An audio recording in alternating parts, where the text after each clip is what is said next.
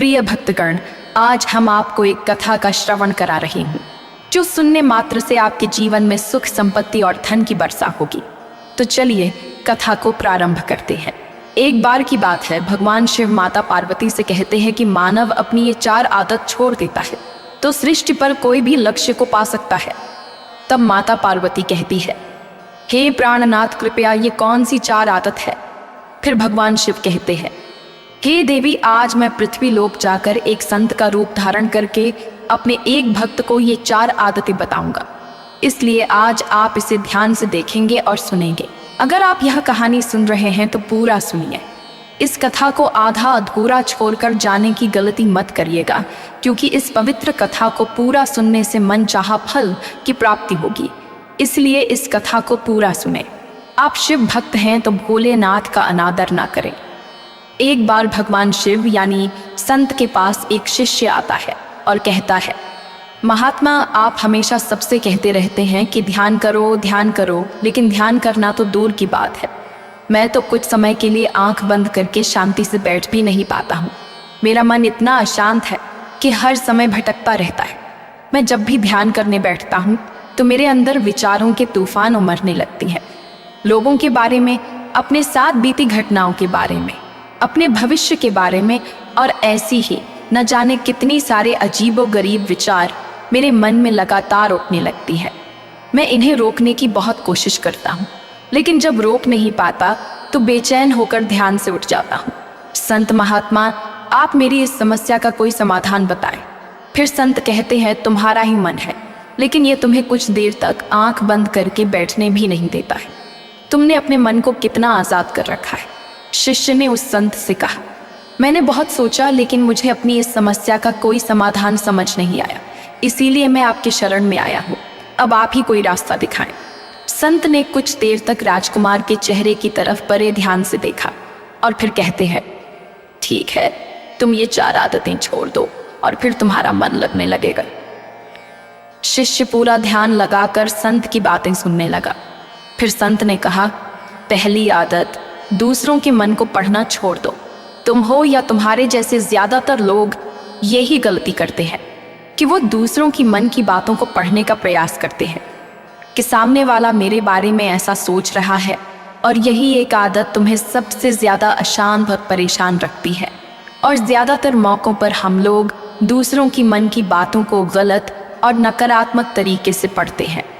जैसे कि लोग अक्सर समझते हैं कि दूसरे लोग उनकी तरक्की से जलते हैं, उसे नीचा दिखाना चाहते हैं, उसे पसंद नहीं करते, उसकी मदद नहीं करना चाहते, और ऐसी ही न जाने कितनी सारी नकारात्मक बातें ये लोग दूसरों के प्रति अपने अंदर बैठा लेते हैं। फिर उनके बारे में ही सोचते रहते हैं। फिर उन व्यक्ति से बदला लेने के तरीके सोचते रहते हैं, उन्हें नीचा दिखाने के मौके ढूंढते रहते हैं, और दूसरों के प्रति यही नकारात्मक सोच इन्हें अशांत और दुखी करती है। और फिर ये लोग अशांत महसूस करते हैं। इसीलिए दूसरे लोग क्या सोच रहे हैं इसका अनुमान लगाना बंद कर दो। दूसरे लोगों के विचारों को पढ़ने की कोशिश करना बंद करो। अगर पढ़ना ही है तो खुद के मन को पढ़ना शुरू करो कि तुम्हारे अंदर क्या चल रहा है। कहीं तुम नकारात्मक सोच, शिकायत या बुराई करने जैसी आदतों के शिकार तो नहीं हो रहे हो। फिर संत ने कहा, दूसरी आदत, ये सोचना कि असफल हो गया हूँ तो लोग हंसेंगे। हंसने दो लोगों को असफलता पर। हंसना तो लोगों का काम है, क्योंकि अगर तुम सफल हो जाते तो यही वो लोग हैं जो तुम्हारी तारीफ करते हैं, तुम्हें सम्मान देते हैं, तुम पर गर्व करते हैं।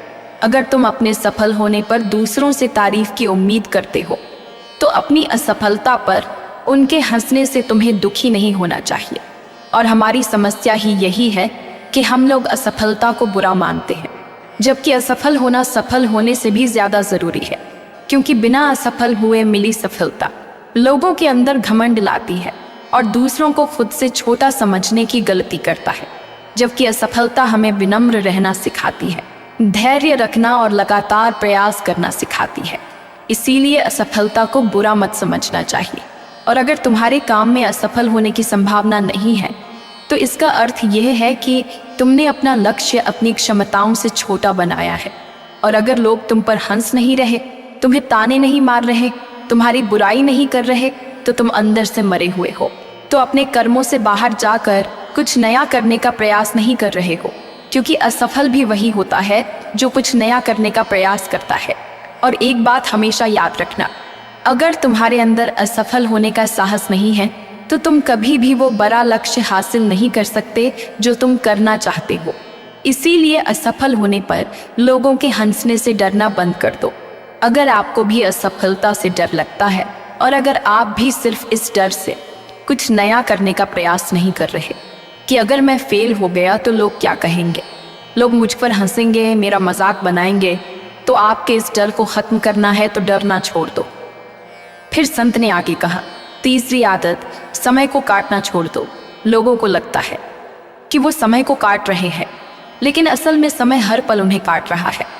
लोगों के द्वारा समय को व्यर्थ के कामों में बर्बाद करने का केवल एक ही कारण है, और वो ये है कि उन्हें लगता है कि उनके पास बहुत समय है, जबकि सच्चाई ये नहीं है, क्योंकि उनसे पहले वाले लोगों को भी यह लगता था कि उनके पास बहुत समय है, लेकिन उन्हें पता नहीं चल पाया कि कब समय बीत गया और उनका बुलावा आ गया। और जब तक उन्हें अपनी गलती का एहसास हुआ तब तक समय उनके हाथ से निकल चुका होता है। बस पश्चाताप रह जाता है कि सारा जीवन व्यर्थ के कामों में बर्बाद कर दिया, और फिर वो चले गए इस दुनिया से बिना खुद को जाने, बिना इस जीवन की सच्चाई को समझे। इसीलिए जब तक ये जीवन है इसे सार्थक कामों में लगाओ, खुद को जानने में, दूसरों की मदद करने में, लोगों को सही राह दिखाने में, मानवता के कल्याण में। और समय को बर्बाद करने से आज तक किसी को खुशी नहीं मिली है। हालांकि समय काटने से तुम्हें क्षणिक खुशी तो महसूस हो सकती है, लेकिन जब तुम्हें होश आता है और तुम देखते हो कि कितना सारा समय बर्बाद किया जा चुका है, तब तुम्हें खुद पर क्रोध आता है और तुम पश्चाताप व आत्मग्लानि के भाव से भर जाते हो। और फिर यही आत्मग्लानि और पश्चाताप का भाव तुम्हारे अंदर तनाव पैदा करता है और तुम अशांत हो जाते हो और लगातार अपनी उस गलती के बारे में सोचते रहते हो। फिर तुम्हारा किसी भी काम में मन नहीं लगता और तुम उदास रहने लगते हो, और यह चक्र लगातार चलता रहता है। इसीलिए समय को काटना बंद करो और वो करना शुरू करो जो ज़रूरी है। फिर संत ने कहा, चौथी आदत, ये सोचना छोड़ दो कि मुझसे बड़े बड़े लोग नहीं कर पाए तो मैं कैसे कर पाऊंगा। असल में दूसरों से खुद को किसी भी चीज़ से तुलना करना ही व्यर्थ है।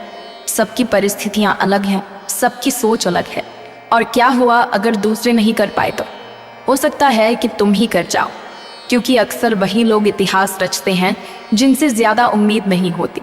और फिर हो सकता है कि जिसे तुम बड़ा समझ रहे थे, जिसके लिए तुम सोच रहे थे कि उसने बहुत मेहनत की है, बहुत प्रयास किया है, उसने कभी उतना प्रयास किया ही ना हो, केवल मेहनत करने का दिखावा किया हो, क्योंकि ज़्यादातर लोग कभी उतनी मेहनत करते ही नहीं हैं जितनी अपने लक्ष्य प्राप्ति के लिए करनी चाहिए, और दूसरे लोगों के सामने ये दिखाने का प्रयास करते रहते हैं कि मैंने तो बहुत मेहनत की थी लेकिन मेरी किस्मत ही खराब थी। और यही वो लोग हैं जो दूसरों को बातों ही बातों में कहते रहते हैं कि जब इतनी मेहनत करने के बाद मैं सफल नहीं हो पाया तो तुम कैसे हो पाओगे, लेकिन अंदर ही अंदर ये इस बात को जानते हैं कि उन्होंने कभी उतनी कोशिश की ही नहीं थी जितनी करनी चाहिए थी। ये बात दूसरों की नज़रों में अपनी इज्जत बचाने के लिए और इस डर से कि कहीं दूसरा व्यक्ति इनसे आगे ना निकल जाए, ये अपनी अधूरे प्रयासों की शेखी बघारते रहते हैं और दूसरों को डराते रहते हैं कि जब मैं नहीं कर पाया तो तुम कैसे कर पाओगे। इसीलिए किसी दूसरे असफल व्यक्ति को देखकर ये सोचना छोड़ दो कि तुम भी असफल हो जाओगे। तुम बस अपना श्रेष्ठ प्रयास करो और बाकी सब समय पर छोड़ दो।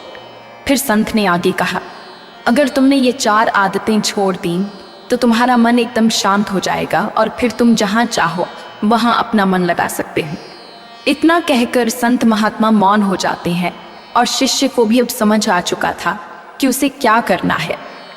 उसने मन ही मन उन 4 आदतों को छोड़ने का निश्चय कर लेता है और संत महात्मा को धन्यवाद कर वहाँ से चला जाता है। फिर भगवान शिव कैलाश पर्वत के लिए प्रस्थान कर जाते।